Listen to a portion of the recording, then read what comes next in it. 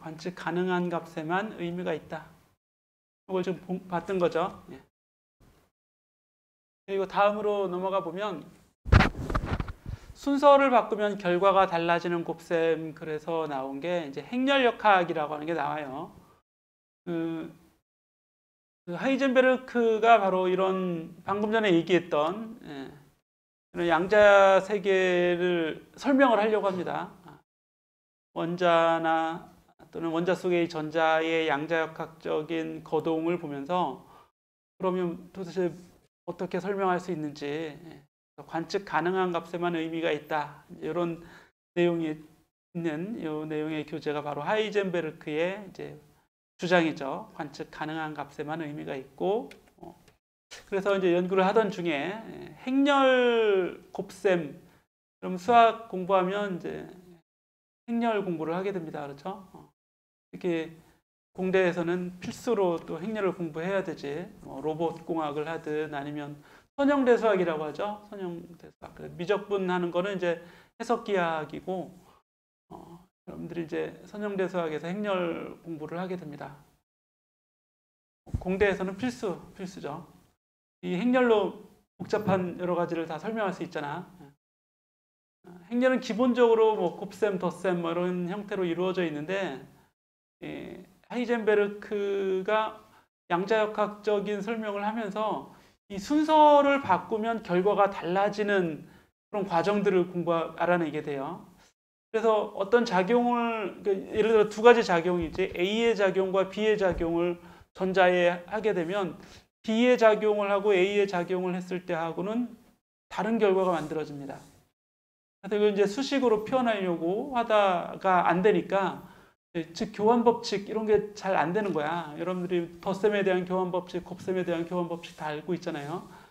그런데 이 작용에 대해서는 교환 법칙이 설명이 안 되기 때문에, 교환 법칙이 성립을 하지 않기 때문에 자기 이제 스승이 그 보른이라는 사람인데, 이 사람한테 물어보니까 보른이 이제 자기 전공이거든. 이거는.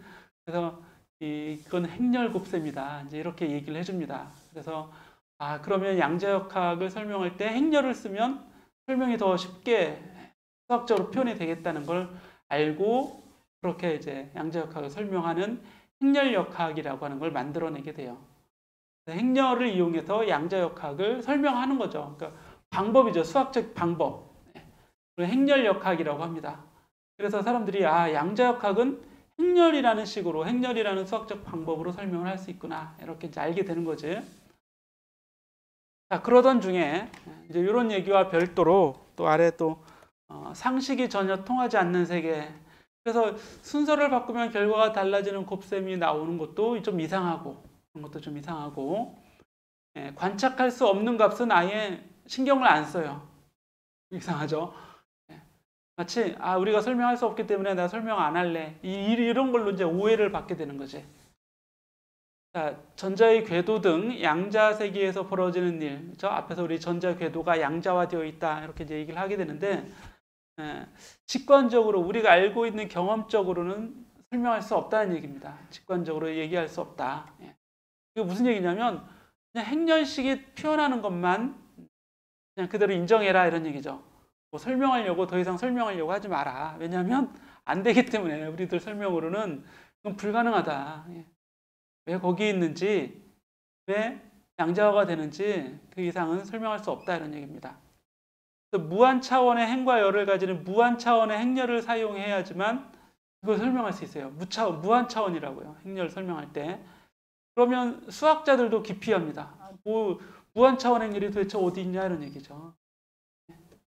물론 이제 차원이 많아질 수 있죠. 차원이 많아질 수 있지만, 우리가 알고 있는 이 전자의 세계를 설명할 때 무한 차원으로 설명해라, 이러니까 이제 그럼 어떻게 무한 차원으로 설명을 할 거냐, 수학적으로 다루기가 까다롭다, 이런, 즉 기존에 있던 방법하고는 다 달라요. 그렇죠? 다른 것들이 다른 방법으로 전자의 거동을 설명을 하고 있으니까, 세상은 우리 세상인데 왜 우리가 알고 있는 그동안의 수학 물리학이 왜 통용이 안 되는가, 이런 것들에 대한 얘기죠. 상식이 전혀 통하지 않는 세계다, 양자역학이라고 하는 건. 이렇게 이제 얘기가 이제 진행이 되는 겁니다. 그러면서 또 한 명의 천재가 물론 이 사람 하이젠베르크 다 천재적인 사람들이지 이런 걸 공부하고 행렬역학으로 설명해냈으니까 설명은 완벽히 설명이 됩니다. 예, 그런데 또 한 사람의 이제 수학에 관심이 많은 수학에서는 수학자라고 하죠. 수학을 전공한 사람들은 수학자라고 하는데 물리학을 전공한 사람들은 수학을 가지고 물리적인 내용을 풀었으니까 물리학자지. 그죠? 그리고 실제는 이제 물리학에 관심이 있던 거죠. 슈레딩거라는 사람이 있어요. 슈레딩거. 이름이 특이하죠. 슈레딩거 방정식이라고 하는 걸 만듭니다. 슈레딩거 방정식이 뭐냐면 이 파동 함수를 얘기하는 거예요. 파동 방정식입니다. 말 그대로 파동 방정식. 예, 써놓죠. 슈레딩거 방정식이 뭐냐? 이게 파동 방정식이에요. 사람이 힌트를 어디서 얻냐면 아까 여기 드브로이라고 써놨죠. 드브로이 파. 물질을 파동으로 설명할 수 있다는 거잖아. 그러면 이 슈레딩거는 드브로이 파로 설명을 했다는 얘기는 물질이 곧 파동이라고 생각을 합니다. 물질이 곧 파동이다. 이게 맞는 얘기예요. 그죠? 물질이 곧 파동이기 때문에 파동으로 물질을 설명할 수 있다는 얘기는 파동 자체가 물질이다. 이런 뜻으로 잘못 오해를 합니다. 물질 자체가 파동 완전히 동일시를 해버려요. 완전히 동일시해버립니다. 그래서 자기가 만든 이 파동함수, 즉 이 드브로이 물질파를 가지고 아이디어를 얻어서 파동함수를 만들어요. 파동함수. 슈레딩거는 이 자기가 만든 파동함수가 전자를 다 설명합니다. 전자의 에너지나 뭐 이런 것들을 다 설명하기 때문에 가상적인 수학적인 도구가 아니라, 그래서 이 사람이 물리학자가 되는 거예요. 수학자가 아니라. 수학은 방법이다 이런 얘기예요. 방법. 가상적인 거고 실제하는 물질이 함수로 표현된다 이런 얘기예요. 실제하는 물질이 그냥 함수다. 그래서 양자역학이 왜 그런 양자역학적 특성을 물질이 나타내는가를 설명하는데 행렬역학으로 설명을 잘 하고 있어요. 그런데 이 사람은 자기가 만든 파동함수를 가지고 물질을 설명했더니 자기 것도 설명이 잘 돼. 근데 물리학자들은 행렬은 일단 수학이라고 정말 생각하고, 행렬은 수학이라고 생각합니다. 수학적 도구, 물리적 도구라는 얘기죠. 수학, 그죠? 도구적인 설명이에요. 설명. 근데 슈레딩거는 파동함수로 파동역학이라는 이제 분야를 만들어내는 거죠. 다 똑같이 양자역학, 양자물리학인 해석이죠. 양자역학, 양자적인 현상을 해석하는 방법인데 행렬로 해석하는 양자역학을 줄여서 행렬역학이라고 하는 겁니다. 행렬로 해석된 양자역학. 그죠? 파동으로 해석된 양자역학을 파동역학이라고 해요. 근데 행렬은 좀 생소하거든. 그러니까 물리학자들이 행렬을 기피합니다. 이거 그냥 수학이잖아. 이렇게. 근데 파동은 물리학이잖아. 파동은. 그렇죠? 줄 파동 이거 다 물리학 하는 사람들이 다 전공해서 얘기하는 거잖아. 그러니까 자기들이 이미 알고 있는 내용이거든. 파동은. 그래서 파동으로 양자역학을 설명했어? 파동역학이야. 이거 다 친숙해. 그래서 행렬역학을 버린 게 아니라 행렬역학은 행렬역학 너희들 열심히 하세요 라고 하고 다 파동역학에 매달립니다. 왜냐하면 파동 방정식은 잘 풀었거든 사람들이. 수학이긴 하지만 그렇죠. 그렇게 어렵지 않은 수학이라고요. 이게 누구나 다 할 수 있는. 그래서 파동역학의 인기가 많이 올라갑니다. 둘 다 근데 사실은 똑같은 거예요. 똑같은 겁니다. 똑같은 건데 해석하는 수학적 방법만 다를 뿐이지. 여러분들도 왜 그 연립방정식 풀 때 그냥 하나하나 연립방정식 풀어놓고 풀 수도 있지만 행식으로 놓고 풀면 또 나름 또 다른 풀이가 되잖아요. 똑같은 거란 말이야. 사실은 똑같은 건데 어떻게 이제 수학적으로 이제 나중에 밝혀지죠. 똑같다는 게. 근데 이제 이쪽으로 더 많이 사람들이 몰려듭니다. 그래서 슈레딩거는 뭔가 실제 하는 게 있어. 진짜야, 진짜. 파동으로 얘기할 수 있으니까 물질은 파동적 실체. 물질은 실체잖아요. 파동도 실체라고 생각을 합니다. 실제로 있다는 얘기죠. 설명할 수 있다. 이런 뜻이에요. 그런데 하이젠베르크는 아니에요. 그건 아니에요. 관측할 수 없는 것에는 의미가 없다. 그런데 실체라는 얘기는 관측 가능하다는 얘기죠. 관측 가능하다. 실제니까 실제로 우리가 뭔가 이렇게 형상화시킬 수 있으니까. 그런데 파동력학 가지고 아무리 얘기를 해도 파동력학하고 행렬력학은 나중에 보니까 같은 거예요. 실체적인 건 설명을 못해요. 설명을 하지 못합니다. 실패. 여기인데 실패. 아니 그러면 관측할 수 없는 값에 대해서 설명해봐. 설명을 못하는 거예요. 관측할 수 없는 값에 대해서 설명해봐. 그럼 설명이 안 돼요. 파동함수 가지고. 슈레딩거는 자기가 만든 이 파동함수 가지고 모든 걸 설명할 수 있는 줄 알았는데 그렇지는 않았던 거죠. 그렇죠? 자기가 만든 파동함수 가지고 이렇게 저렇게 막 해봅니다. 아니, 전자의 크기, 전자의 위치, 전자의 속도 이런 걸 다 결정해 볼 수 있을까 했는데 안 되는 거지. 그게 안 되는 거야. 안 되는데 문제는 뭐냐면 이 방법이 틀린 거 아니에요. 이거 맞는 거예요. 이게 맞는 건데 수학적 방법으로만 맞는 거다 이런 얘기예요. 실체를 확인할 수는 없다. 실체를 설명할 수 없다가 아니라 실체적인 것이 거꾸로 얘기하면 이게 왜 그러냐면 실체가 없어요. 이게 우리들이 양자역학을 인정하지 않는, 본능적으로 인정하지 않는 이유가 뭐냐면 전자가 있거든. 원자 속에 전자가 있잖아. 여기 있잖아. 여기 있고 에너지도 있잖아. 그러니까 뭔가 그 자기만의 값을 가지고 있을 거라고 알고 있단 말이야. 이상하죠, 그죠? 그렇게 알고 있는 것 자체가 좀 이상하잖아. 왜냐하면 우리는 지식적으로 탐구하는 과정이 뭔가 알아내죠, 실제로. 궁금한 걸 사람들은 다 알아냅니다. 그러니까 제가 어떤 지식 탐구의 과정이 그거잖아. 왜 이런 일들이 일어날까 다 알아냅니다. 그죠? 아인슈타인도 광전 효과를 알아내고 다 알아내잖아요. 우리가 궁금한 것들은 다 알아낼 수 있을 것 같잖아. 그렇게 보니까. 근데 양자역학의 이 저변에는 하이젠베르크의 생각은 뭐냐면 우리가 알아낼 수 없어. 이거야. 알아낼 수 없고. 그럼 왜 알아낼 수 없지? 본래 값을 가지고 있지 않았기 때문에 알아낼 수 없다는 거예요. 이런 얘기를 들으면 지금까지 열심히 탐구하던 사람들은 뭐라고 생각하겠어? 아니, 말도 안 되는 너 물리학자도 아니야. 이렇게 얘기를 하는 거죠. 그래서 물리학자들 사이에서도 그건 물리학이 아니다 이런 얘기입니다. 불완전한 물리학이다. 특히 대표적으로 이제 아인슈타인이 그런 해석을 하는 겁니다. 니들은 웃기고 있네. 말이 안 되잖아. 내가 다 알아냈거든.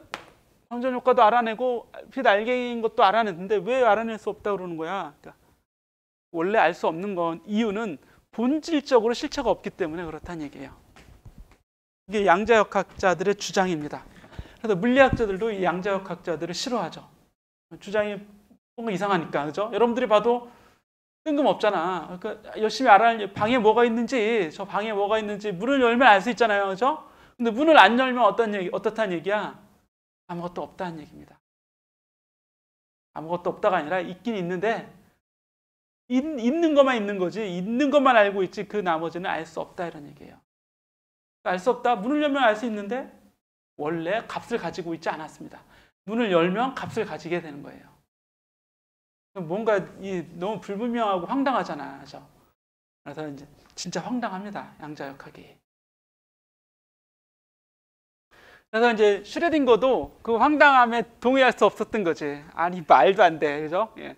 내가 파동함수를 내가 이렇게 해서 내가 만든 이 양자역학을 해석하는 파동역학은 진실되거든. 정말 다 제 전자의 에너지 다 설명할 수 있거든. 아주 멋지게.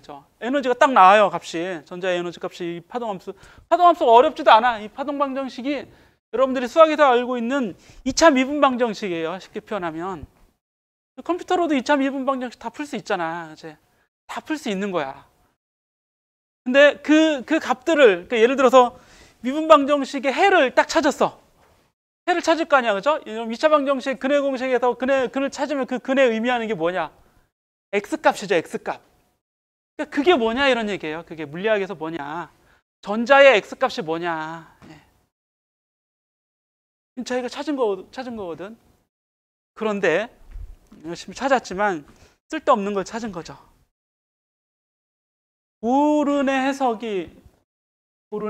아까 그 하이젠베르크의 스승이라고 그랬죠. 그 교수예요. 하이젠베르크의 교수였던 사람이 파동함수, 이 슈레딩거가 만든 파동함수를 보겠죠. 자기가 만든 행렬역학하고 달리 또 사람들이 파동역학에 많이 매달려서 연구를 하고 있는데 그게 전자를 제대로 설명을 하고 있어요. 그랬더니 보른이 딱 봅니다. 파동함수가 나타내는 파동함수 속에 들어있는 파동은 실제하는 파가 아닙니다. 파동으로 해석했는데 이게 실제가 아니다 이런 얘기예요. 파동적 성질을 가지고 있는 거지. 물질이 파동적 성질을 가지고 있는 거지 파동 자체가 아니다 이런 얘기입니다. 전자가 존재할 확률을 가리킨다고 얘기합니다. 전자가 존재할 확률. 이 파동함수가 시간과 공간의 함수예요. 시간에 따라 공간에 따라 미분방정식 여러 개 풀잖아, 그죠? 이게 여러분들이 하는 일 아니야? 전기 전자과에서 미분방정식 열심히 풀어서 해가 실수냐, 실근이냐, 복소수냐에 따라서 여러 가지 물리적 형태가 달라지잖아요, 그렇죠? 뭐 감세, 과감세 이런 거 열심히 공부하지 않아? 2, 3학년 되면, 그죠? 공대에서 열심히 하잖아. 그래서 진동이 발산하면 이게 엄청난 큰 에너지가 되는 거여서 안정성이 없는 거고, 이게 발산하지 않고 수렴하면 우리가 안정적인 형태들의 기계를 다 구현할 수 있는 거지. 얼만큼 진동할지, 이제 과도 감세인지 과감세인지 이런 걸 이제 공부하게 되는 거잖아. 그런 형태의 함수로 되어 있어요. 똑같아요. 거의 유사합니다. 똑같다는 말은 그렇고 거의 유사해요. 그래서 시간과 공간의 함수로 되어 있기 때문에 이걸 해석하면 언제 어느 때 전자가 어떤 성질을 가지고 있는지 알 수 있지 않냐 이런 얘기예요. 그리고 이 예전의 물리학에서는 어떤 예를 들어서 뉴턴의 물리학과 같이 어떤 물체에 작용하는 힘을 알면 그 물체가 어떤 운동을 할지 완벽히 알 수 있죠. 다 알 수 있어요. 미래를 예측할 수 있다는 얘기입니다. 정보를 가지고 있으면. 그 물체, 그 입자에 대한 주변에 상호작용하는 걸 다 알고 있으면 그 입자가 언제 어느 때 어떤 상태로 존재할 수 있을지 알 수 있죠. 알 수 있는 그 함수를 파동적으로 나타낸 게 슈레딩거 파동방정식입니다. 파동함수로 나타낸 게. 그래서 이제 슈레딩거는 아까도 얘기했지만 이 파동이라고 하는 게 이게 설명하기 위한 수학이 아니라 자기 이 파동함수를 설명한 물리가 잘 맞아 들어가니까 이게 신봉하는 거지. 자기 이론을 신봉해서 물질 자체도 이렇게 수학적으로 기술되는 것과 같은 뭔가 동일한 같은 성질의 뭔가 물리적인 값을 가지고 있을 것이다라고 주장했다가 실패하게 됩니다. 그래서 보른이 해석을 해주죠. 파동함수는 말이지. 이 파동이 수학적인 도구일 뿐이지 실제 전자에 대해서 뭔가 정보를 다 나타내주는 건 아니다. 하지만 한 가지 정보는 나타내줘요. 이 파동함수를 잘 풀게 되면 전자가 존재할 확률, 시간과 공간에 따라서 즉 언제 어느 때 전자가 어디에 있을지는 알 수 있는데 확률로만 알 수 있다 이런 얘기예요. 가능성만 있는 거다 이런 얘기입니다. 가능성. 즉 물체 입자가 존재하는 건 가능성으로 존재하는 겁니다. 이거를 물리학에서는 확률적 해석이라고 하는 겁니다. 확률 해석. 간단히 직관적으로 또 비유해서 설명하면 여러분들이 여기 있잖아요. 그렇죠? 지금 속으로 생각해봐. 내가 여기에 있지. 그럼 내가 여기에 있을 확률은 100%잖아. 그렇죠? 그 확률 해석이 아닌 거지. 이거는. 확률은 뭐예요? 있을 확률과 없을 확률이 공존하는 게 확률이잖아. 그래서 우리가 내일 비가 올 확률 70%야 이렇게 얘기하는 거지. 비가 올 수도 있고 안 올 수도 있는 거죠. 아직 미래는 도래하지 않았기 때문에. 그죠? 근데 내일이 되면 어떻게 돼? 내일이 돼서 오늘이 됐어. 오늘 비가 왔어요, 안 왔어요? 안 왔죠. 그럼 비가 안 올 확률이 100%인 거지. 이때는 확률이라고 얘기하지 않잖아. 그냥 비가 안 온 거지. 굳이 확률 얘기를 할 필요가 없죠. 그래서 확률 얘기를 하는 건 있을 것과 없을 것을 다 가지고 있을 때 확률 얘기를 하게 되는 겁니다. 그럼 전자가 존재하고 있다는 것 자체가 확률로 되어 있다는 얘기는 있을 확률도 있고 없을 수도 있다는 얘기죠. 거기에. 그죠? 그럼 여러분들이 여기에 있다는 건 여기에 있을 확률과 없을 확률을 동시에 가지고 있는 것으로 여기에 있다는 얘기입니다. 그러니까 너무 우리 직관하고 말이 안 되잖아요. 그죠? 말이 안 되지만 이렇게 실제로 양자역학은 전개가 됩니다. 그래서 양자역학의 확률 해석이라고 하는 건 파동이에요, 파동. 파동의 진폭이 높은 곳에서 전자를 발견할 확률이 높다라고 이렇게 해석을 하게 되는 겁니다. 그럼 아까 얘기했던 슈레딩거의 파동 방정식을 실제로 풀면 위치에 따라 파동 값이 다 진폭이 달라져요. 여러분들이 진동을 이렇게 하게 되면 진동이 큰 부분이 있고 진동이 낮은 부분이 있다 이런 얘기입니다. 그럼 진동이 큰 부분으로의 성질은 뭐냐면 그 위치에 전자가 존재할 확률이 크다는 얘기예요. 여러분 자체가 내가 지금 전자라고 생각해봐. 내가 전자야. 전자인데 내가 여기 있어. 여기 있다는 얘기를 양자역학에서 어떻게 설명하냐면 여기에 있을 확률이 다른 곳보다 확률이 크기 때문에 여기에 있는 겁니다. 그렇게 설명을 할 수 있다는 얘기예요. 그러면 수학적으로 파동 함수는 완벽하거든. 수학적으로 다 2차 매분 방정식을 여러분들이 잘 풀 수 있는 것처럼 그 x값에 의한 그 x값의 존재 확률, 어떤 x값 이걸 이제 제곱하면 확률이 되는 거예요. 그 확률을 구해 보면 x와 t에 의해서 어느 지점에 어떤 시간에 여기에 있을 확률, 다른 시간에 어디에 있을 확률들이 다 구해집니다.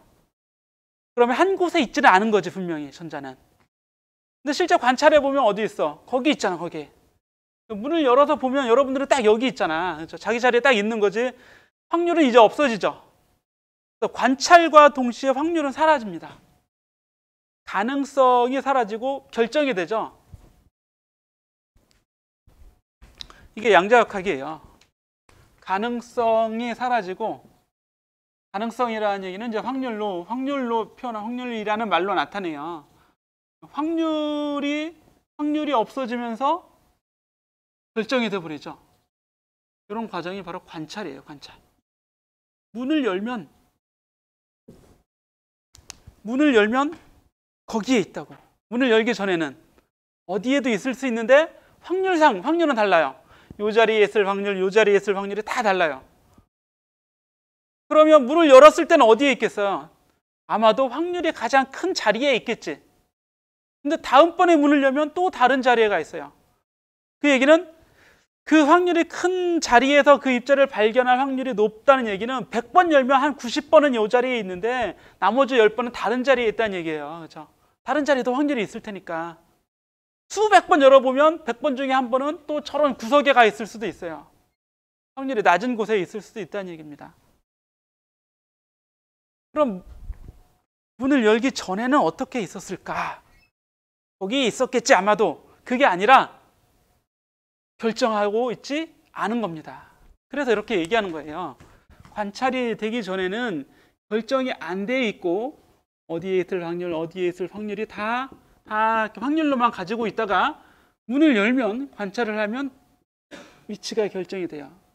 그 얘기는 가능성이 이제 사라졌다는 얘기입니다. 확률적인 해석이 사라졌다는 얘기예요. 이 해석으로 양자에 관한 모든 현상을 다 설명할 수 있습니다. 이 뜬금없는 이상한 설명으로. 파동함수는 시간과 공간의 함수니까 시간과 공간에 따라 입자를 발견한 확률을 다 알 수 있겠죠. 지금 얘기한 것처럼 어느 자리에 있을지 다 확률을 구할 수 있습니다. 근데 이거는 확률만 있는 거예요. 확률만. 슈레딩거는 그 확률이 높은 자리에 있다 이런 얘기예요. 거기에 있다. 실제로 있다 이런 얘기입니다. 문을 열어도 당연히 거기 있었으니까 관찰이 되겠죠. 그게 아니다. 고르는 그게 아닙니다. 라고 하는 거예요. 너무 역설적이죠. 그래서 양자역학은 어렵다. 그래서 사람들이 뭐라고 하냐면 양자역학을 이해할 수 있는 사람은 없다. 이게 두 가지 측면이에요. 양자역학은 어려워서 이해할 수 없다는 그것도 있지만 사실 그게 아니라 물질 자체가 양자역학적으로 존재하기 때문에 알 수 없다는 얘기죠. 이미 확률로서만 있거든. 확률로서만 있으니까 알 수 없는 거죠. 그렇죠? 확률적으로만 알 수 있다는 얘기는 거꾸로 얘기하면 모른다가 되는 거잖아요. 그렇지? 모를 확률이 있다는 얘기죠. 그래서 근원적인 확률이라는 제목으로 작은 제목으로 또 나오게 되는데 이론의 근본 부분, 이론이라고 하는 건 양자역학적인 이론의 근본 부분에 확률이 존재한다는 얘기는 근본 부분이 확률이다 이런 얘기예요. 근본이 확률이다. 양자역학의 근본이 확률이다. 이거가 말이 안 되잖아요. 의심을 갖는 거죠. 뉴턴 역학은 한 시점의 물리적인 상황을 완전히 알고 있다면, 아까 얘기했죠. 상호작용하는 모든 상호작용을 알고 있다면 그 입자의 나중 일도 다 알 수 있어요. 우리가 알고 있는 거잖아. 내가 여기서 여러분에게 분필을 던지면 분필이 어떻게 내려올지 내가 알기 때문에 탁 손을 잡아서 잡을 수 있잖아. 언제 어느 때 그 입자를 다 알 수 있기 때문에 우리가 다 행동하는 거잖아. 그죠? 우리 행동 양식은 뉴턴 역학이에요. 여러분들 행동 양식은 실제 생활은 이렇게 예측하고 뭐 다 하는 거잖아. 그죠? 장래에 어떤 사람이 되기 위해서 지금 열심히 공부하는 거잖아. 이게 뉴턴 역학이라고. 이게 예측할 수 있기 때문에. 자, 볼츠만의 확률, 이제 책에 한 가지 더. 물리학에서 그동안에 나왔던 이 양자역학적인 확률 말고 볼츠만의 확률은 뭐였냐면, 이건 사람들이 다 인정하는 거예요. 양자역학, 모든 물리학자들이 볼츠만은 이제 다 완전한, 이 사람의 확률은 이제 완전한 것이 되어버렸으니까. 개수가 너무 많은 기체 분자. 그렇죠? 기체 분자는 개수가 너무 많잖아. 그래서 하나하나를 다 알 수 없어요. 무한히 많기 때문에. 그렇죠? 그러니까 너무 많지만 통계적으로 해석을 할 수 있죠. 그래서 이 사람들이 받아들이는 확률은 이 아주 개수가 많은 것들을 표집해서 통계를 내는 확률, 이런 확률을 인정합니다. 하지만 양자역학적인 확률은 이런 설명의 도구로서 쓰이는 확률이 아니라 실제 확률로 존재한다고 하는 거예요. 근원적 확률이라는 말을 우리 교재에서는 썼죠. 물리적인 상황을, 이걸 가지고 뉴턴 역학을 설명하면 물리적인 상호작용을 완전히 알고 있다고 하더라도 그 입자 자체가 확률로서 존재하기 때문에 확률적으로만 미래를 예측할 수 있다 이런 얘기입니다. 물리적인 상황을 다 알아도 내 자체가, 실체 자체가 확률이기 때문에 미래에 일어날 일은 확률적으로만 알 수 있다. 이게 양자역학의 근원적 확률이라고 하는 겁니다. 헷갈리지 말자는 얘기예요. 그래서 원자 속의 전자는 띄엄띄엄한 에너지 상태를 가질 수 있다. 우리가 지금까지 공부해서 알고 있는 거지. 자, 다음 상태가 어떻게 될 것인가? 빛을 조여주면 그 빛에 해당하는 에너지를 얻어서 다른 상태가 되겠죠. 그렇죠? 다음의 상태는 어떤 에너지 상태일지 확률적으로만 예측할 수 있습니다. 예측도 확률적으로 되어 있다는 얘기죠. 띄엄띄엄한 에너지 상태를 가지고 있는데 그 띄엄띄엄한 가지고 있는 에너지 상태가 이미 확률적으로만 가지고 있는 거예요. 우리가 관찰하면 그렇게 관찰이 되긴 하지만 관찰하기 전에는 확률적으로만 가지고 있습니다. 그럼 다른 에너지 상태도 확률적으로만 갖겠죠? 그럼 다른 에너지 상태로 변화될 확률도 확률로만 당연히 가지고 있는 겁니다. 이걸 우리가 관찰하면 그렇게 확률은 이제 없어지고, 그렇게 설명했던 확률은 없어지고 결정이 된 상태들만 우리가 관찰할 수 있겠죠. 그럼 관찰하고 나서 확률이 사라졌기 때문에 확률은 도구인가라고 오해할 수 있습니다. 그렇죠? 도구가 아니다라고 하는 게 증명이 됩니다. 수학적으로도 다 증명된 거예요, 이거는. 그래서 두 가지를 비교합니다. 이걸 확률로 해석했을 때 나타나는 결과와 확률이 아닌 결정적인 것으로 해석했을 때 나타나는 결과만 보고는 알 수 없어요. 하지만 이걸 수학적으로 설명하는 확률론을 가지고 이거 설명을 하면 결정이 되어 있었으면 이 결과가 나올 수 없는 것이 설명이 됩니다. 그러면 확률로서만 가지고 있다는 거죠. 이런 수학이 있어요. 네. 그래서도 그 수학적인 방법을 가지고서도 역시 우리가 살고 있는 이 세상의 전자들은 확률적으로만 존재한다고 결정이 됩니다. 그렇게만 결정이 되는 거예요. 그렇게만 알 수 있는 거죠. 아인슈타인이 이걸 아주 싫어합니다. 아인슈타인이 양자역학은 아직 도구에 불과하다 이런 얘기예요. 과정이지. 우리가 자연을 해석하는 해석적인 방법이지 실제 자연의 실체적인 모습을 아직 양자역학은 보여주지 못하고 있다. 이렇게 알고 있습니다. 이렇게 주장합니다. 그래서 더 공부해봐 이런 얘기죠. 우리가 더 연구하면 더 구체적인 이론이 나오게 될 거다. 확률을 이제 신은 주사위 놀이를 하지 않는다. 그래서 주사위 놀이가 물질은 확률로서 존재하지 않는다 이런 뜻이죠. 신이라고 하는 건 우주죠. 우주, 물질. 주사위 놀이를 하지 않는다는 얘기는 그런 물질들이 확률로서 존재한다는 너희들 양자역학자들의 주장은 맞지 않아 이거예요. 아직 다 완전한 게 아니야. 우리 더 열심히 공부합시다. 그거지 아인슈타인은. 우리가 해야 될 일이 많다. 동의하지 못했던 거죠. 근데 이제 양자역학자들 중에 이제 좀 다수는 실제 물질들 자체가 확률적으로만 되어 있기 때문에 더 구체적인 이론이 나올 수가 없다. 양자역학이 근원이다 이거예요. 양자역학, 우리가 설명하고 있는 행렬역학 또는 파동역학이죠. 이게 더 근원이지 이거 이상 뭐 더 없다 이런 얘기입니다. 근데 이제 실제 아인슈타인이 확률을 도입한 것도 아인슈타인이에요. 양자세계의 확률을 도입한 그 볼츠만의 확률 가지고 얘기를 해. 물론 이제 근원적인 확률하고는 다르긴 하지만 볼츠만의 이론을 들어서 빛에 대해서 그리고 물질에 대해서 광전 효과를 설명하게 되는 거거든요. 그렇게 했음에도 양자역학은 불완전하며 기본적인 건 아직 아니다라고 봅니다. 그래서 아인슈타인이 좀 등한시 되는 거지. 양자역학을 하는 사람들이 아인슈타인이 양자역학을 인정하고 더 공부했었으면 어땠을까 이런 이제 생각을 하게 되는 거죠. 또 한 가지 양자역학을 싫어했던 아인슈타인이 싫어했던 게 뭐냐면 싫어했다고 하는 거는 양자역학이 아직 과도기라고 하는 거죠.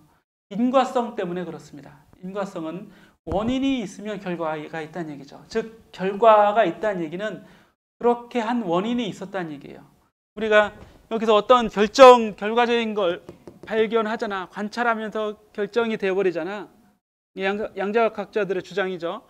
관찰을 통해서 결정이 된다는 얘기는 이렇게 된 원인이 있었을 거다 이런 얘기예요. 그 원인, 그렇게 귀착되는 원인,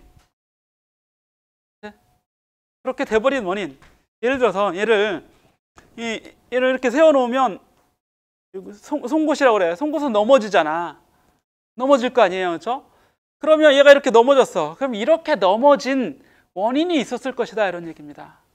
내가 약간 방향을 틀고 있었거나 살짝 바람이 불었거나 원자가 와서 얘를 쳤거나 아니면 잘 보면 바닥이 뭐 삐뚤었거나 원인이 있었기 때문에 얘가 이렇게 넘어진 거다 이런 얘기예요. 이렇게 넘어진 송곳을 이렇게 뒀다가 내가 딴 데 보고 있다가 넘어지고 나서 얘를 보니까 얘가 이렇게 넘어져 있어? 그럼 이렇게 넘어진 원인이 있지 이거야. 이게 아인슈타인의 생각이죠. 우리도 그렇게 생각하지. 그런 사람 있잖아. 근데 원인을 설명해봐 이렇게 묻잖아. 그렇죠? 왜 그래? 이유가 있을 거 아니야? 막 캐묻죠.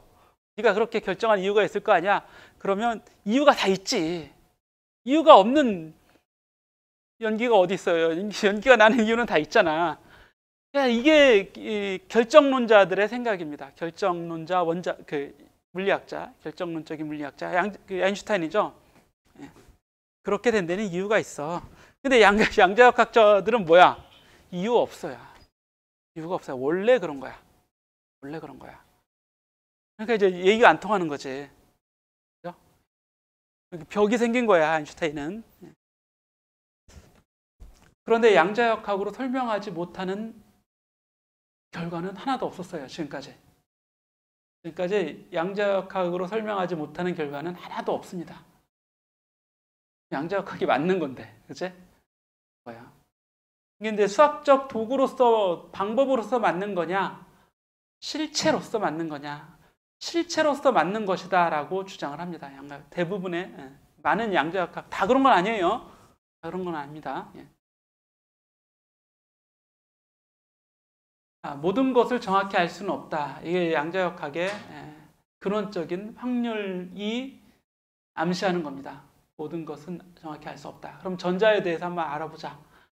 전자를 발견했어요. 그럼 전자에 발견되는 위치와 전자의 속도가 발견이 되겠지. 이게 우리 인간이 관찰하는 거잖아. 그런데 동시에 아는 것은 불가능합니다. 이거는 물리학자들이 다 인정하는 거예요. 동시에 아는 것은 불가능하다. 위치와 속도를 왜 모르겠어? 내가 이런 얘기죠. 아까 다시 여러분들을 자기 자신을 전자라고 생각해봐. 내가 운동장을 열심히 달리고 있어. 친구한테 전화가 왔어. 너 어디서? 뭐 하고 있어? 그렇게 얘기하잖아. 나 교문 앞에서 초속 5m로 걸어가고 있어. 아니, 5m면 좀 빠른가요? 달리고 있어. 어느 방향으로? 그럼 우리가 다 이해하잖아요. 이게 당연한 거라고 생각을 하거든. 근데 전자는 그렇지 않습니다. 내가 그렇지 않다는 얘기잖아. 여러분이 전자라고 하면 동시에 아는 건 불가능해요. 그럼 너 어디 있어? 그러면 나는 지금 교문 앞에 있어. 그럼 뭐라고 그래? 그럼 속도는 잘 모르겠네. 이런 얘기예요. 알겠어요? 말이 안 되잖아. 그럼 너 속도는 얼마야? 나 초속 10m야. 그럼 어디 있는지는 불확실하구나. 얘기가 안 통하지. 그죠? 이게 양자역학이라니까요. 얘기가 안 통합니다. 양자역학은. 우리가 알고 있는, 그러니까 여러분들이 양자역학을 공부할 때 자기가 알고 있는 지식을 계속 대입하면 대화를 할 수가 없는 거예요. 그럼 이론적으로도 그러냐? 이론적이 그렇다는 얘기입니다. 그래서 전자의 위치와 속도를 관찰을 한번 이걸 이제 실제적인 우리가 알고 있는 직관을 가지고 그래도 한번 설명을 해보자 이런 얘기예요.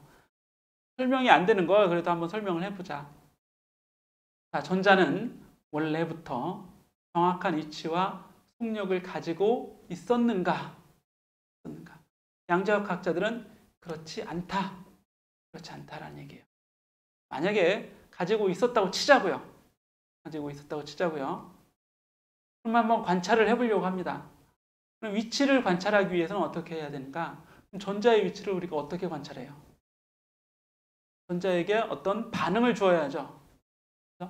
여러분들이 알고 있는 것 같이 문을 열었어요. 전화를 걸었어, 전화를.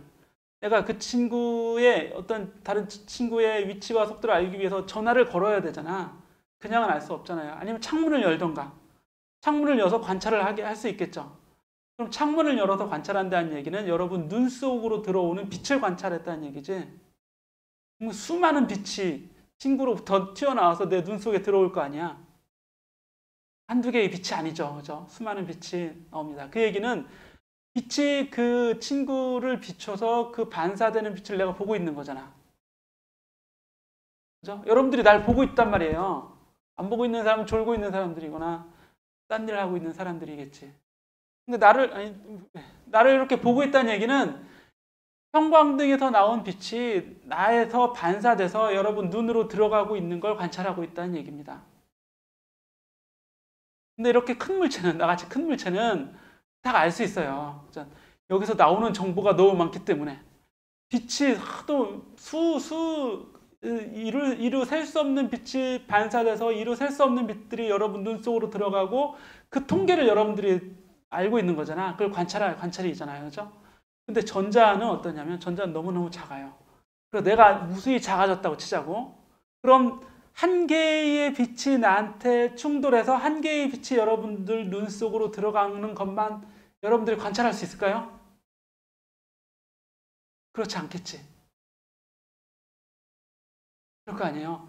수많은 빛이 나를 비추고 그 중에 한 개의 빛이 여러분 눈 속에, 한 개도 아니지만 그 중에서 몇 개의 빛만 여러분 눈 속으로 들어가서 여기에 내가 있다고 하는 걸 알게 되는 거잖아요. 내가 이제 작아진다면. 그럼 점점점 작아져서 전자와 같이 작아진다면 수많은 빛들 중에서 딱 한 개의 빛만 내 전자를 튕겨져 나가서 여러분 눈 속으로 들어오는 겁니다.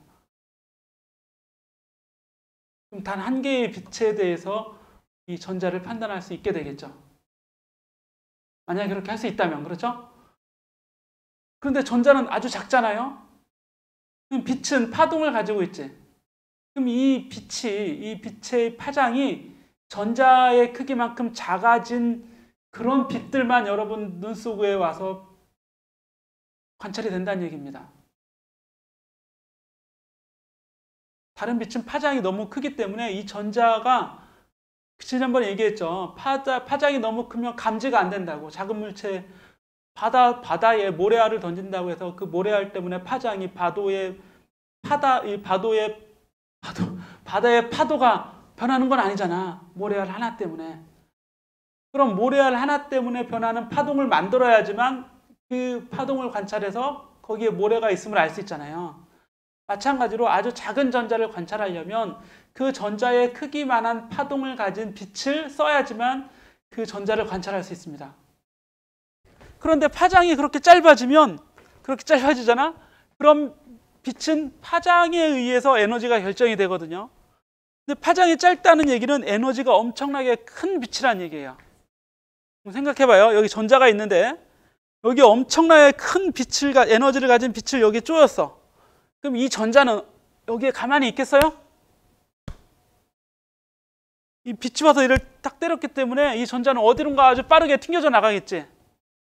그럼 여러분들이 이 빛을 이제 관찰했을 거 아니야? 빛이 튕겨져 나간 그 눈으로 관찰할 수 없으니까 관측기가 있다고 하자고. 관측하는 장치가. 그러면 전자를 직접적으로 관찰하기 위해서 빛을 쏘았는데 이 전자는 튕겨져 나갔어. 그럼 이 빛을 보는 거 아니야? 빛을 관찰해요. 이 빛을 관찰해서 전자가 어디로 갔을 것이다라고 예측합니다. 그렇죠?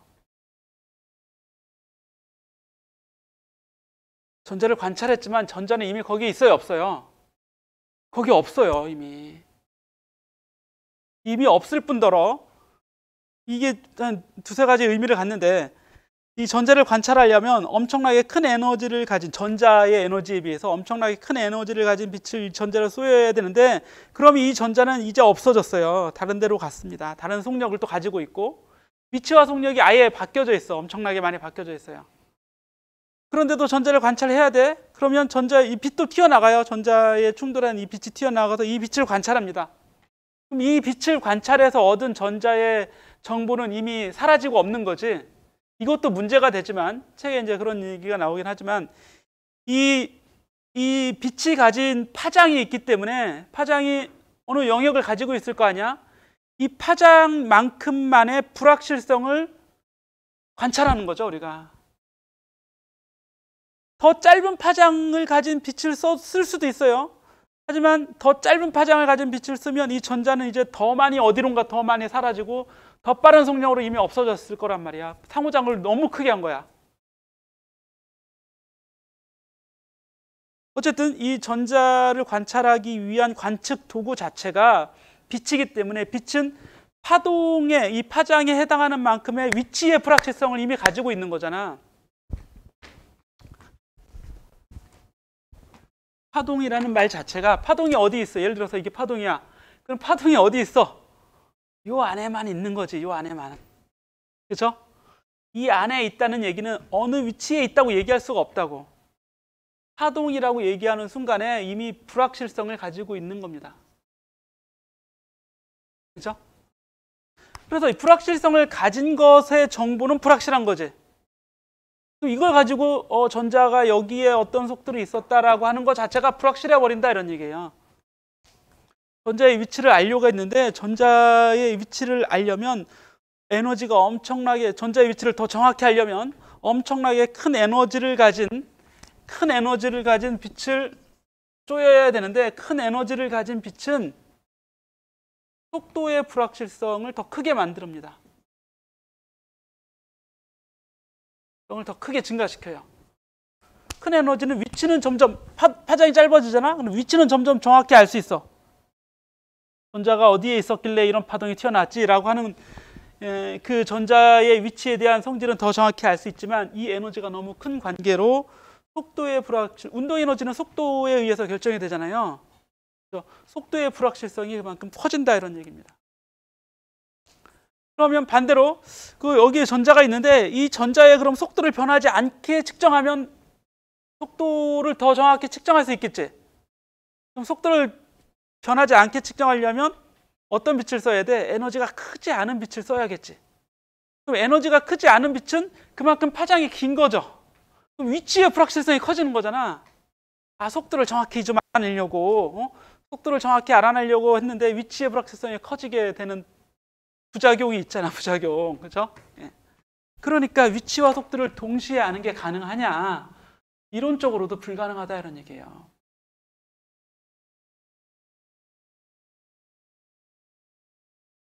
양자역학이 물질 자체가 이미 불확정성을 가지고 있다는 얘기입니다. 물질 자체가. 이게 양자역 코펜하겐 해석이라고 돼 있죠. 이게 코펜하겐 학파의 주장이에요. 여기 있던 전자 자체가 이미 불확실성을 가지고 있는 확률로서만 존재하고 있기 때문에 여기 있을 확률 그려보면 여기 있을 확률은 90%야. 이 영역에 있을 확률은 확률이 한 60%로 작아져. 이 영역에 있을 확률이 한 30%로 작아져. 여기 있을 확률은 거의 100%라는 건 없으니까 여기 있을 확률은 99%, 98% 정도 돼. 그러면 내가 여기를 볼 거야 라고 여기를 탁 보면 전자를 발견하겠죠. 왜? 여기 발견할 확률이 높으니까.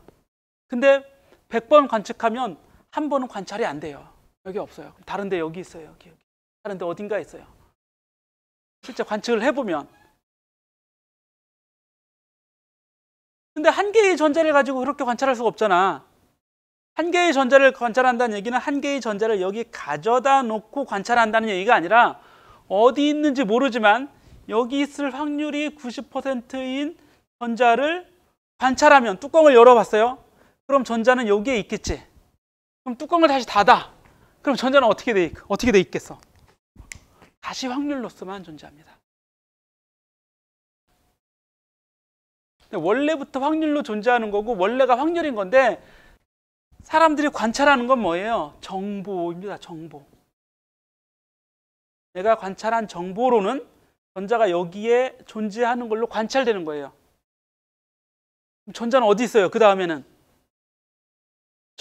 그 다음에도 확률로서만 있는 겁니다. 관찰할 당시에도 사실은 확률로서만 있는 거고 사람들이 관찰했다는 얘기는 거기서 빼낸 정보가 우리가 정보를 가지고 판단한다는 얘기예요. 판단했더니 거기에 있는 것으로 판단이 되는 거지. 코펜하겐 해석을 아직 정보를 가지고 이 사람들이 얘기는 하지 않지만 코펜하겐 해석을 설명하는 한 가지 방법이에요.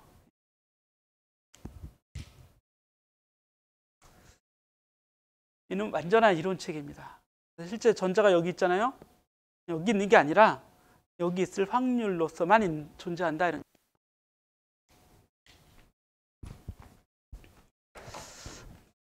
그리고 파동함수의 붕괴. 그래서 이것도 좀 사실은 좀 논란이 많은데 전자의 위치와 속도를 동시에 아는 것은 불가능하다. 관찰했어요. 관찰하면 정보가 있겠죠. 속도는 얼마고 위치는 얼마야. 관찰 결과가 그래도 있을 거 아니야. 그죠? 이 관찰 결과 수치일 뿐이지 실제가 아니다 이런 얘기예요. 이미 불확실성을 가지고 있는 겁니다. 그래서 예를 들어서 이런 얘기죠. X는 0.3m인 곳에 너 어디 있어? 그러면 교문 옆에 30cm 되는 곳에 속도가 속 12m로 움직이고 있어 라고 내가 정보를 알았다고 하자고요. 이게 아니라 양자역학은 어떻게 해석하냐면 0.3m 플러스 마이너스 0.0000001m에 있을 확률이 67.3%다 이런 얘기예요. 이런 식으로 이제 알게 되는 겁니다. 그래서 얘는 되게 정확하지. 그럼 속도의 정확성은 떨어져요. 실제 속도는 얼마였을 거냐면 12 플러스 마이너스 0.2m/s일 확률이 또 67.3% 이렇게 되어 있는 겁니다. 이렇게. 이게 양자역학적인 결과예요. 관찰 결과도 이렇다는 얘기입니다. 관찰을 해서 0.3m가 나왔다는 얘기는 67.3%로 요 안에 있을 확률이 요거라고 만약에 이걸 정확히 측정했다면 그럼 되게 정확하죠? 정확하지? 그럼 얘는 그만큼 부정확한 겁니다. 그래서 요 둘 사이에 관계가 있어요. 이 둘 사이에 관계가 있습니다. 그걸 양자역학적 파동 방정식으로 풀어낼 수 있어요. 이 관계를. 둘을 곱한 거.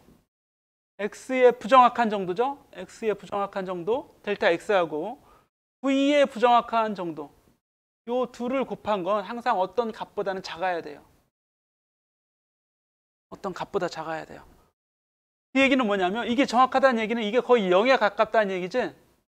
그럼 얘도 정확해? 그럼 둘 다 0이라는 얘기지. 부정확성이 없다는 얘기잖아요. 그럼 0이 될 거 아니야. 이런 일은 없다는 얘기예요. 이런 일은 없다. 둘 다 동시에 정확할 수 없다. 거꾸로 얘기하면 하나가 0에 가까워지잖아. 그럼 다른 하나는 엄청나게 커져야겠지. 그래야 둘을 곱해서 0이 안 되게 할 수 있잖아요. 그럼 어디까지 커질 수 있냐? 또는 반대로 그래도 좀 정확하게 알려고 해. 어떤 아주 작은 값보다는 그래도 작다는 얘기예요. 그만큼까지는 정확하게 알 수 있지만 그 이상의 정확도는 의미가 없어집니다.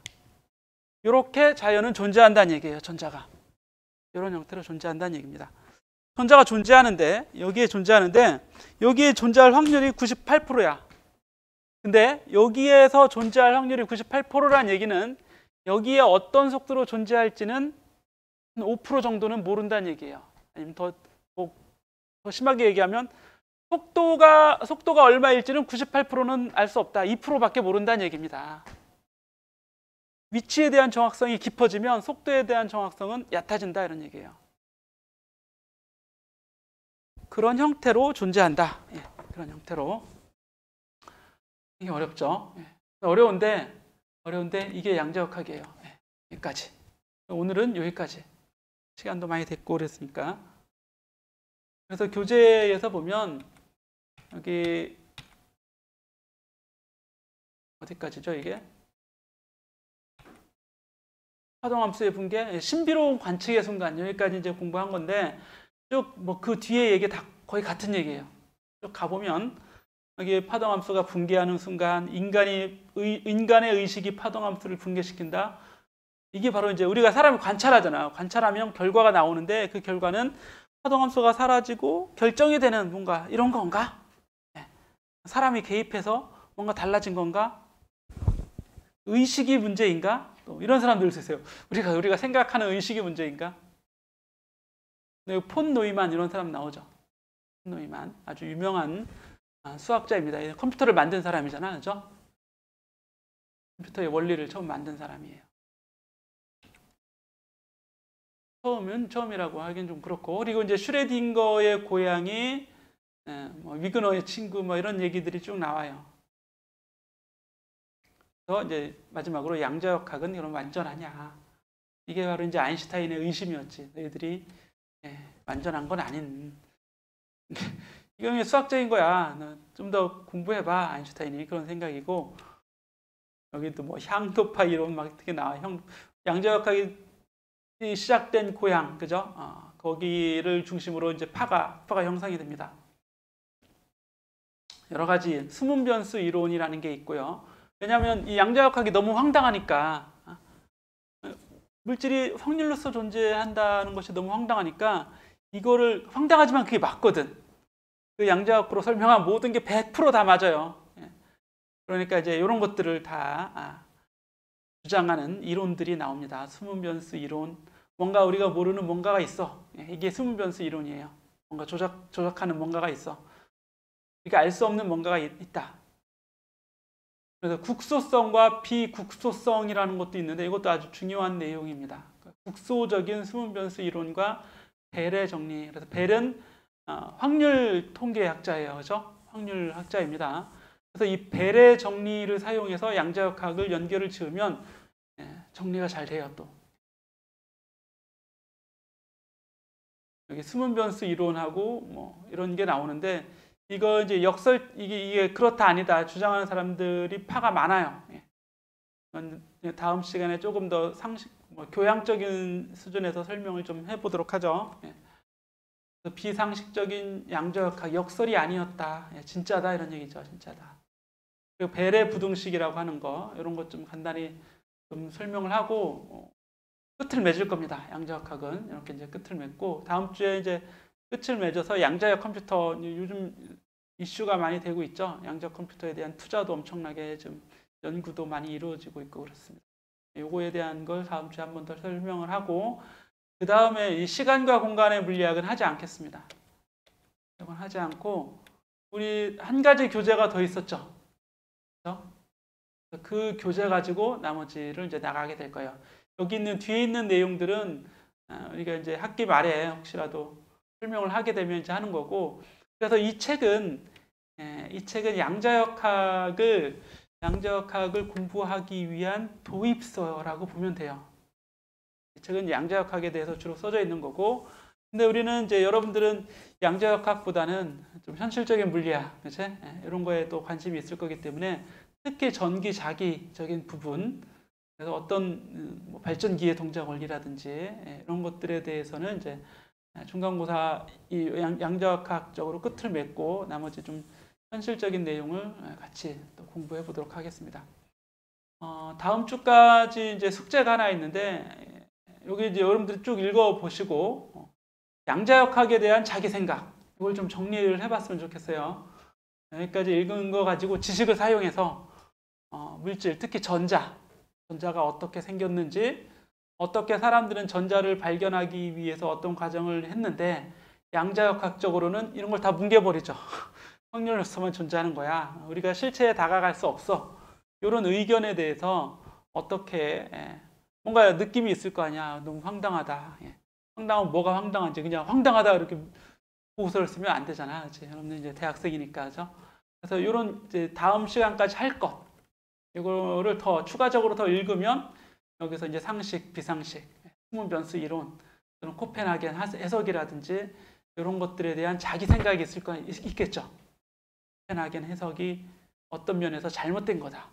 그래도 나는 아인슈타인의 생각을 지지한다. 원인과 결과라는 건 양립되어질 수 없는 거기 때문에 이렇게 철학적 논고를 한다든지 아니면 자기만의 주장을 쭉 해나가라는 얘기예요. 그래서 좀 보고서를 만들어 보세요. 그래서 보고서의 제목을 우리가 좀 그래도 적어준다면 메모자인가요?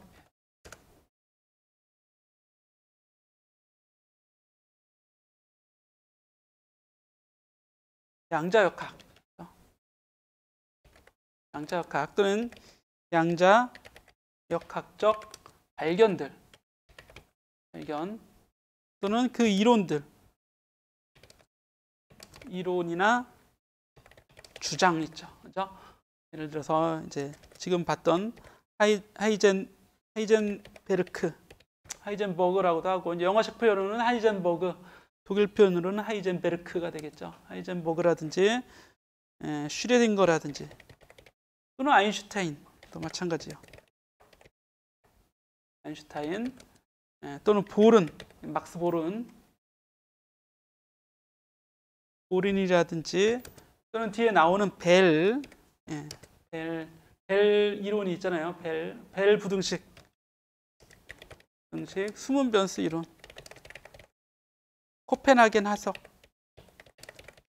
여러 가지 쭉 나옵니다. EPR의 역설. EPR 역설이라고 하는 거는 아인슈타인, 포돌스키, 로젠 머리 글자를 따서 EPR 역설이라고 합니다. 사람들이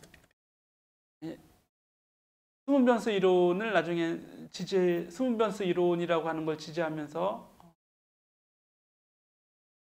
역설적인 상황을 이제 얘기를 합니다. 그렇죠? EPR 역설, 뭐 이런 등등 책 이제 교재에 소개되는 되는 내용, 이런 것들에 대한 내용 등에 대한 내용에 대한 분석과 자기 생각. 자기 생각이 많으면 많을수록 보고서의 점수는 높아지는 겁니다. 이게 황당하다, 이게 맞다 틀리다, 이게 중요한 게 아니에요. 옳고 맞고 틀림, 진위에 대해서는 진위는 무관하게 잘 정리 그리고 주장을 해보세요. 자기의 생각.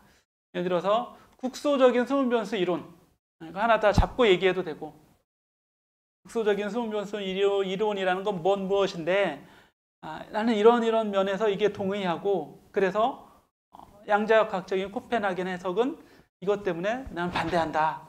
아니면 무엇이 옳고 무엇이 그른지 자기가 생각하는 걸 좀 정리를 하시라는 얘기입니다. 분량은 자유예요, 자유.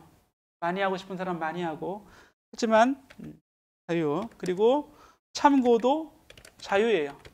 참고, 인터넷 뒤지면 엄청난 자료들이 나올 겁니다. 참고할 수 있지만 주장이나 자기가 정리한 독창성은 있어야 돼요. 검색해보면 다 나오죠. 여러분 보고서 검색해보면 똑같이 쓴 게 있는지, 일부는 같을 수 있지만 전체가 다 같다 그러면 대통령의 부인의 논문 얘기가 많이 나오잖아, 그렇지? 그렇게 하면 안 된다는 얘기죠, 그죠? 그렇게 하면 안 되고 적당히 자기의 생각이 있을 거 아니에요. 자기의 생각 없으면 생각을 해야 돼. 그래서 이런 분량이 좀 들어 있어야지만 보고서로 인정을 하겠습니다. 이렇게 해서 요거는 다음 주 수업까지 준비를 해서 제출을 해주시고, 다음 주에 수업을 하게 되면 이 양자역학에 대한 마무리를 하게 될 거예요. 마무리를 하면서 여러분들이 썼던 내용을 다시 한번, 여러분들이 이제 보고서 썼던 내용에 대해서 자기 평가가 이루어지겠지. 난 그래도 그게 내 생각이 맞다고 생각해. 아니면 내 생각이 아마 틀린 것 같다. 이런 생각을 하게 될 겁니다. 그래서 다음 주에 수업을 하면서 양자역학을 마무리하고, 다음 강의는 그리고 시험을 보도록 하죠. 그 다음 중간고사 이후 강의는 그 교재가 뭐였죠? 우리가 했던 교재 뭐였지?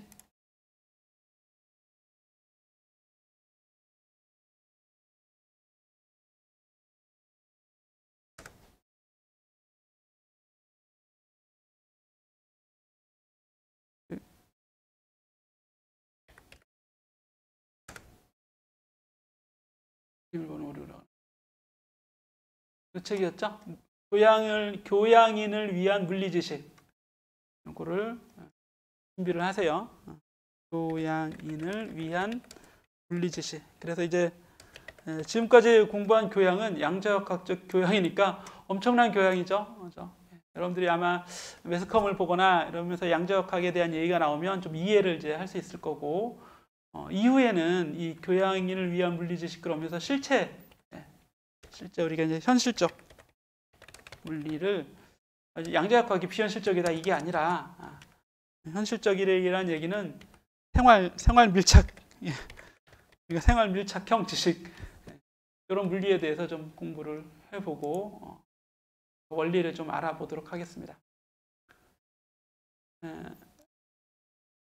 이거 보고서 쓰면서 궁금한 내용은 보고서 관련 궁금한 내용은 게시판을 이용해 주세요. 게시판을 이용하면 자기만 보는 게 아니라 이제 같이 볼 수 있을 테니까 같이 보면서 생각을 할 수 있겠죠. 다른 학생들도.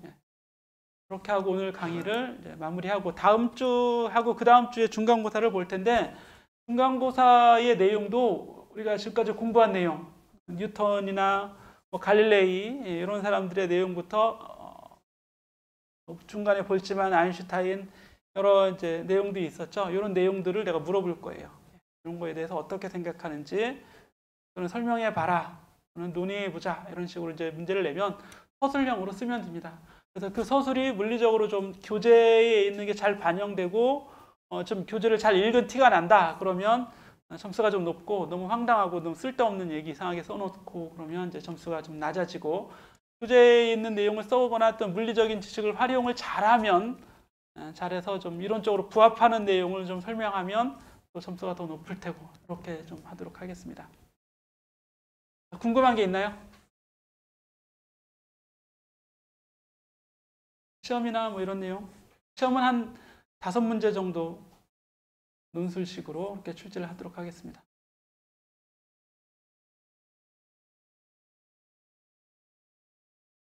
네, 그렇죠.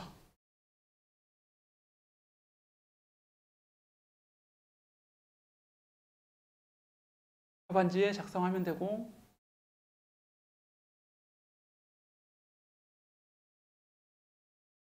궁금한 게 없으면 이제 마치도록 하고, 우리 빼먹은 수업은 어떤 방법으로 보강을 하긴 해야 돼요. 마음의 준비를 하고 있어요. 동영상 강의로 내가 강의를 만들든 아니면 학기 말에 한 주 추가해서 더 강의를 하든 이렇게 하도록 하겠습니다. 오늘 강의 여기서 마치겠습니다. 예.